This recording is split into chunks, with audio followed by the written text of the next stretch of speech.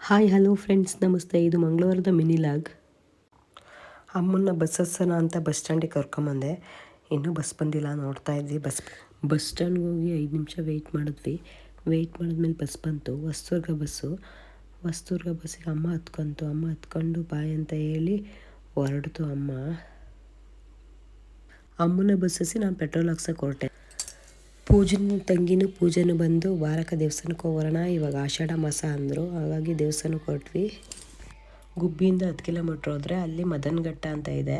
ಅಲ್ಲಿ ಮದನಘಟ್ಟದ ಅಮ್ಮ ದೇವರಿದೆ, ತುಂಬ ಫೇಮಸ್ ಆ ದೇವರು. ಅಲ್ಲಿಗೆ ಹೋಗಿ ಪೂಜೆ ಮಾಡಿಸ್ಕೊಂಬಂದ್ವಿ. ಆಷಾಢ ಮಾಸದಲ್ಲಿ ಹೆಣ್ಣು ದೇವ್ರಿಗೆ ಹೋದರೆ ತುಂಬಾ ಶಕ್ತಿ ಇರುತ್ತೆ. ನನ್ನ ಮನಸ್ಸಿಗೆ ಯಾವಾಗಾದರೂ ಬೇಜಾರಾದರೆ ಅಮ್ಮನ ದೇವಸ್ಥಾನಕ್ಕೆ ಬರ್ತಾ ಇರ್ತೀನಿ. ಇಲ್ಲಿ ಕರ್ಪೂರ ಹಚ್ಚಿ ಊದ್ಗಡ್ಡಿ ಬೆಳಗ್ಬಿಟ್ಟು ನಾನು ಪೂಜೆ ಹೊರಟ್ವಿ. ದೇವಸ್ಥಾನದೊಳಗಡೆ ಹೋಗೋಣ ಅಂತ. ಅಮ್ಮ ತುಂಬಾ ಪವರ್ಫುಲ್ಲು. ನಮಗಂತೂ ತುಂಬ ಒಳ್ಳೆಯದಾಗಿದೆ, ನಿಮಗೂ ಸಹ ಒಳ್ಳೆಯದಾಗುತ್ತೆ. ಎಲ್ಲರೂ ಹೋಗಿ ಅಮ್ಮನ ದರ್ಶನ ಮಾಡಿ. ಆಷಾಢ ಮಾಸದಲ್ಲಿ ಹೆಣ್ಣು ದೇವ್ರ ದರ್ಶನ ಮಾಡಬೇಕು. ನೀವು ಕೂಡ ಹೋಗಿ ಅಮ್ಮನ ದೇವಸ್ಥಾನದಲ್ಲಿ ದರ್ಶನ ಮಾಡಿ. ಒಳಗಡೆ ಹೋಗ್ಬಿಟ್ಟು ಮಂಗಳಾರತಿ ಮಾಡಿಸ್ತಾ ಇದ್ವಿ. ಅಮ್ಮ ಸುಮ್ಕೆ ಏನು ಪ್ರಸಾದ ಕೊಡಲ್ಲ.